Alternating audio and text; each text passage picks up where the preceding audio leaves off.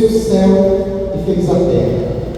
Amados irmãos e irmãs, queridos adolescentes, amadas crianças, a palavra de Deus nesse 29º domingo do tempo comum, que já celebramos essa missa vespertina de sábado, nos convida a uma confiança incessante em Deus por meio da oração. Eu começo com uma pergunta: quantas vezes você já pediu algo a Deus em oração e talvez no primeiro momento aquele pedido não foi atendido e você até insistiu um pouco mais, mas depois talvez parou e pensou: acho que não é para mim, ou acho que Deus não ouve a minha oração, ou acho que Deus não quer que isso aconteça, e talvez até desistiu de pedir a Deus por algo.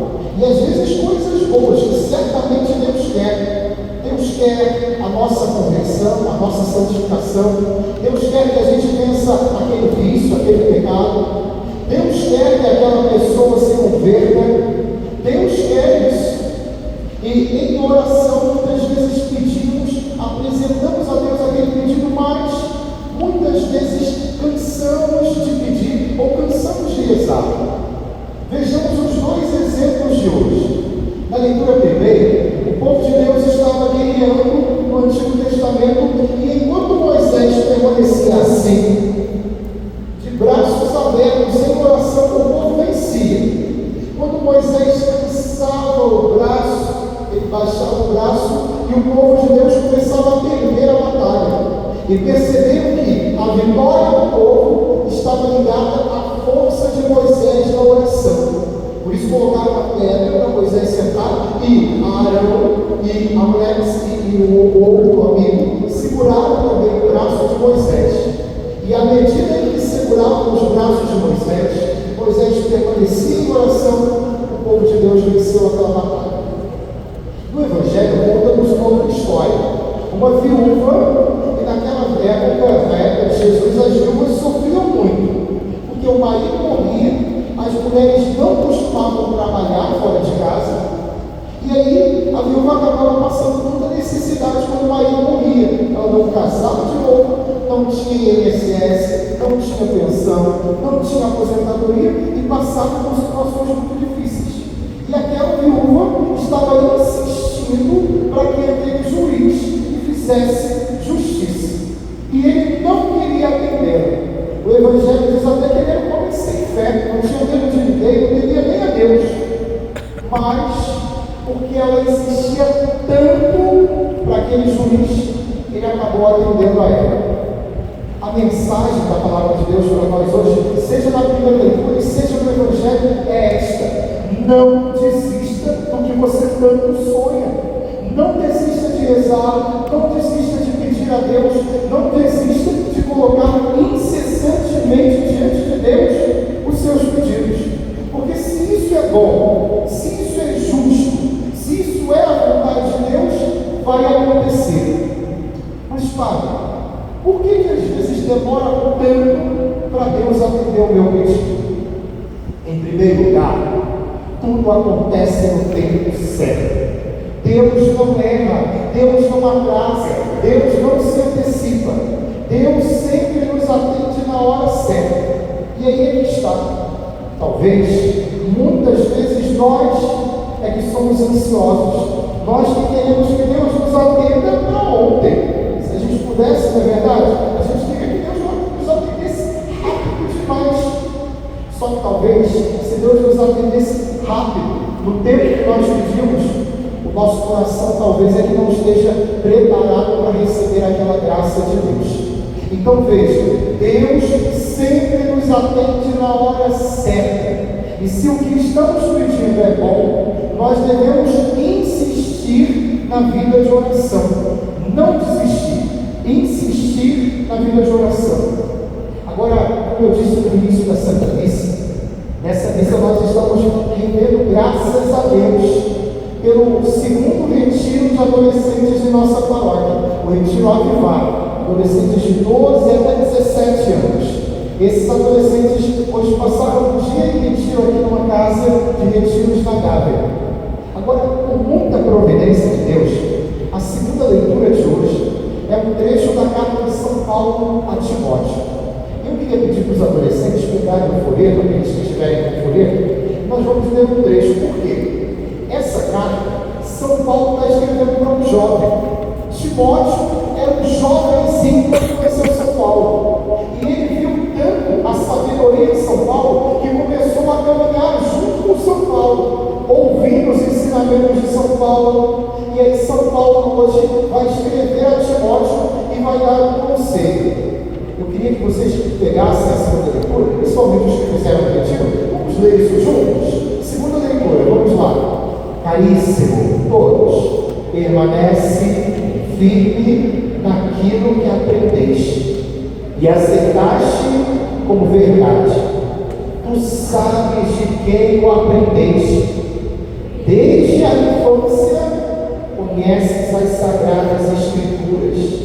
Elas têm o poder de te comunicar a sabedoria que conduz à salvação pela fé em Cristo Jesus. Podemos parar aí. Desde a infância conheces as Escrituras. Eu estou aqui nessa palavra há 7 anos, melhor, há 8 anos. E alguns aqui eu vi bem pequenininhos. Na época da primeira Eucaristia ainda, alguns com coroinhas bem jovenzinhos. Eu posso dizer, igual São Paulo disse a Timóteo, vocês conhecem a Escritura desde a infância de vocês. Então permaneçam firmes nessa sagrada Escritura que vocês aprenderam. Porque São Paulo diz a Timóteo que a palavra conduz à sabedoria de Deus. E a sabedoria de Deus conduz à salvação. Se vocês querem ser salvos, se vocês querem ser felizes de verdade, eu não estou falando de uma felicidade, de um momento, de uma brincadeira, de uma noite, de uma festa. Não! Eu estou falando de uma felicidade verdadeira, duradoura. Que se vocês aceitarem no coração de vocês, vocês nunca vão se arrepender. Às vezes na vida, e os pais e mães de vocês que estão aqui, talvez podem confirmar isso, na vida às vezes a gente erra muito, quebra a cara.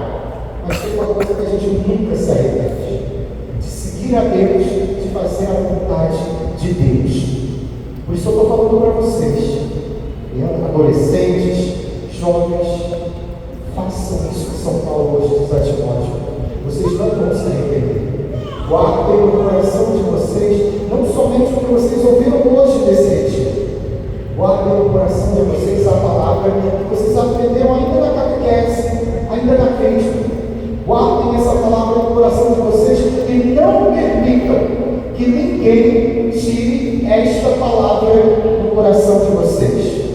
E de modo especial, lá no retiro, eles ouviram falar um pouquinho desse jovem que aqui está nesse desenho, nessa pintura, Carlo Acutis. Eu acho que todo mundo aqui já ouviu um pouquinho da história desse rapazinho, um adolescente lá da Itália, como vocês. Também um adolescentezinho foi batizado e fez a primeira comunhão, que era coroinha, e que cresceu na igreja. A família dele nem era tão católica assim, talvez igual a família de alguns de vocês também. Mas esse menininho, quando ele recebeu a Eucaristia, ele decidiu que nunca mais ia ficar sem a Eucaristia. E começou a ficar perto da Eucaristia. Ia para o sacrário adorar Jesus, ia para a Santa Missa praticamente todo dia receber a Eucaristia, quem se coroinha para ficar mais perto do altar. E a história diz que esse rapazinho morreu muito jovem, com 15 anos. Ele teve um câncer e acabou partindo para junto de Jesus. Só que ele não partiu triste, não. Ele sabia que ele estava muito doente e que ia morrer. Só que ele falou assim: olha, eu estou destinado a morrer, eu vou para o céu e agora eu quero ficar perto de Jesus. Só que ele sabia do valor da Eucaristia. Tem uma frase dele, que é talvez uma das mais conhecidas, que ele diz assim: a Eucaristia é a minha autoestrada para o céu. Vamos repetir isso? A Eucaristia é a minha autoestrada para o céu. Forte isso, não é? Quem recebe a Eucaristia vai para o céu. Não tem como alguém que busca a Eucaristia não ir para o céu. Buscar a Eucaristia sempre, todo domingo. Domingo não é dia de voltar a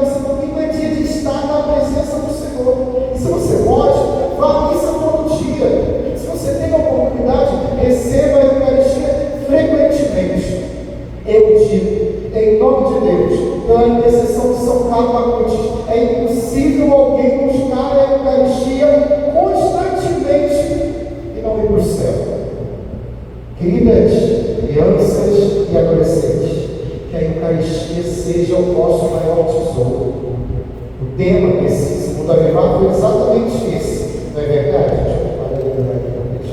O meu tesouro é a sua presença. Vamos repetir? Meu tesouro é a sua presença. Ter Jesus em nossa vida, ter Jesus em nosso coração, principalmente na Eucaristia, ter a presença de Jesus na Eucaristia é o maior tesouro que você vai ter na sua vida. Que você hoje tenha encontrado esse tesouro, que nós, todos nós, tenhamos encontrado o maior tesouro da nossa vida, que é Jesus Cristo, e que nunca mais nos afastemos deles. Para terminar, tem os pais, mães, familiares desses adolescentes que aqui estão. Hoje, eles estão voltando para casa com esse amor maior no coração de vocês. Que vocês ajudem eles a cultivarem esse amor por Jesus. Incentivem os seus filhos a estarem perto de Jesus, a estarem na igreja, a estarem unidos a Jesus na Eucaristia. E que, tendo participado dessa santa missão, hoje todos nós saímos daqui com essa firme certeza e convicção. Jesus é o nosso maior tesouro e que nós nunca mais nos afastemos dele. Louvado seja nosso Senhor Jesus Cristo. Para sempre seja louvado. Podemos ficar de pé e juntos professemos a nossa fé rezando.